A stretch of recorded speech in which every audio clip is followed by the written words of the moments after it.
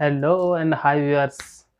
This is Furkan Ansari and welcome back to my YouTube channel Khan's perfect.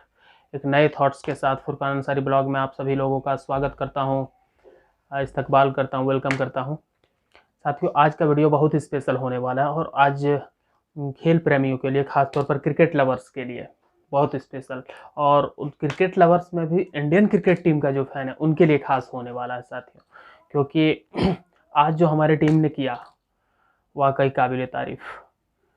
तो आप सोच रहे होंगे कि बात क्या है। तो एम चिन्नास्वामी स्टेडियम चेन्नई में जिस तरीके से अंग्रेजों के खिलाफ भारतीय टीम ने दूसरे टेस्ट मैच में वापसी की और ज़बरदस्त तरीके से धूल चटाई, पटखनी दी है अंग्रेजों की टीम को, वाकई काबिल तारीफ। और जो उल्लेखनीय प्रदर्शन रहा आज, उन्हीं के बारे में बात करेंगे साथियों।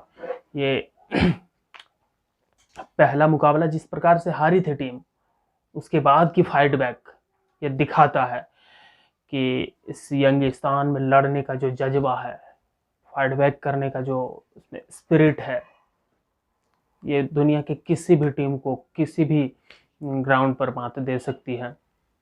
फिर से साबित किया इन्होंने, और इस टैग को भी हटाया टीम ने, क्योंकि पहले एक कहा जाता था कि भारतीय क्रिकेट टीम इंडियन सब कॉन्टिनेंट में बड़े अच्छे खेलते हैं ये, और लगभग अजेय हैं इंडियन सब कॉन्टिनेंट में।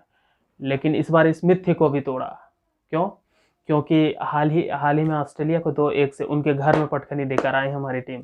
तो अब का दौर अलग है, और ये कहूँगा कि भारतीय क्रिकेट टीम का दौर है विश्व क्रिकेट पर राज करने का।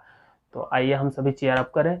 दूसरे मुकाबले में हुआ क्या, कैसे टेस्ट मैच अमूमन 5 दिन जो होते हैं, लेकिन ये चौथे दिन दूसरे सेशन में ही मैच समाप्त की भारतीय टीम ने। कैसे हो पाया यह सब कुछ? इसके लिए जो उल्लेखनीय प्रदर्शन रहा भूले नहीं। सबसे पहले रोहित शर्मा का, जिस हिसाब से पहली पारी में बल्लेबाजी 160 रन ताबड़तोड़ बनाए, अंग्रेजों को बैकफुट पर पहले उन्होंने धकेला, फिर सस्ते में समेटा। उसमें आर अश्विन का फिफर, जो उन्होंने 5 विकेट लिया ऑफ स्पिन, और ये जिस हिसाब से कहूँगा कि उनका carrom ball unplayable, really unplayable. तो फिरंगी बल्लेबाज उनकी गेंदों को समझ नहीं पाए और काफ़ी सस्ते में निपट गए। साथ दिया दूसरी भारतीय गेंदबाजों ने, लेकिन सस्ते में निपट गए। फिर दूसरी पारी में भी भारतीय क्रिकेट टीम जब बल्लेबाजी करने उतरे तो सस्ते में निपटते दिख रहे थे, लेकिन वहाँ से एक कैप्टन नॉक आया विराट कोहली का। हालांकि 50 के बाद वो ज़्यादा कुछ नहीं कर पाए, लेकिन एक अच्छा खासा उन्होंने योगदान दिया और 50 जड़ा शानदार। तो उसके बाद से आर अश्विन ने उसका लगातार साथ दिया उनका, और आर अश्विन डटे रहे अंत तक बल्लेबाजी के। 10वें नंबर के बल्लेबाज तक, 11वें नंबर के बल्लेबाज तक उन्होंने क्रीज पर डटे रहे वो, और क्या शानदार शतक जमाया उन्होंने।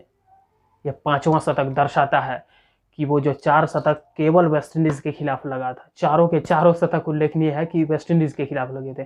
तो उन्होंने ये जो नैरेटिव सेट हुआ था कि वेस्ट इंडीज़ के गेंदबाज, उन्हें अश्विन को बड़े रास आते हैं, दूसरे देश के गेंदबाज को वो ज़्यादा नहीं झेल पाते, इस नैरेटिव को उन्होंने तोड़ा इस बार।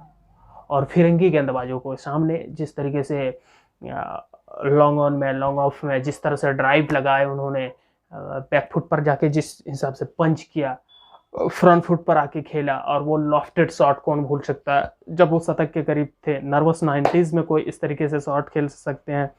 तो खासतौर पर वीरेंद्र सहवाग हमारे टीम के जो विस्फोटक बल्लेबाज हुआ करते थे पूर्व, तो उनकी बाद से भारतीय क्रिकेट टीम नर्वस 90s ये सब कुछ नहीं समझती। भारतीय क्रिकेट टीम के अक्सर बल्लेबाज और बड़े बड़े शॉट्स खेलकर उस एक जो फ्रेम है उससे जल्दी से बाहर होते हैं। तो आर अश्विन भी उसी तरह की, और शानदार 106 रन कौन भुला पाए। और दूसरी पारी में भी 3 विकेट लिए। इतना ही नहीं साथियों, दूसरी पारी में जब डिफेंड करने आए, 485 रनों का पहाड़ सा लक्ष्य रखा चौथी पारी में। एक टेस्ट मैच में 485 रनों का पहाड़ सा स्कोर, वो भी इंडियन पिचेस पर भारतीय स्पिनरों के सामने। आप समझ सकते हैं क्या हाल होगी। और ऐसे भी अंग्रेज बल्लेबाज स्पिनर्स को खेलने के याद ही नहीं समझे जाते। इसके बावजूद जो रूट जैसे खिलाड़ी शामिल थे स्क्वाड में, फिर भी किस हद तक झेल पाएंगे हमारे गेंदबाजों को भारतीय पिचेस पर। और इस बार जो फीफर निकाला 5 विकेट लिए अक्षर पटेल ने, क्या काबिले तारीफ। उन्होंने दिखाया कि मैन ऑफ द मोमेंट कोई भी हो मैच में, लेकिन दूसरे खिलाड़ी भी योगदान करते हैं भरपूर तरीके से, और किया भी उन्होंने। तो यह जीत यंगिस्तान की जीत, और उन्होंने दिखाया, ये करके दिखाया कि कहीं से भी हम लोग फाइट बैक करेंगे और सीरीज तो नहीं ले जाने देंगे भारत की से। तो भारतीय सरजमी से सीरीज ले जाना ये टेढ़ी खीर होगी आपके लिए। और आर अश्विन, ओह गजब का खिलाड़ी मिला है टीम को। खास तौर पर कपिल देव सर के बाद पहली बार भारतीय क्रिकेट टीम को इस तरह से इतने आला दर्जे के ऑलराउंडर मिले हैं। भारतीय क्रिकेट टीम इन्हें संभाल कर रखने की ज़रूरत है, टीम संयोजन को, टीम मैनेजमेंट को।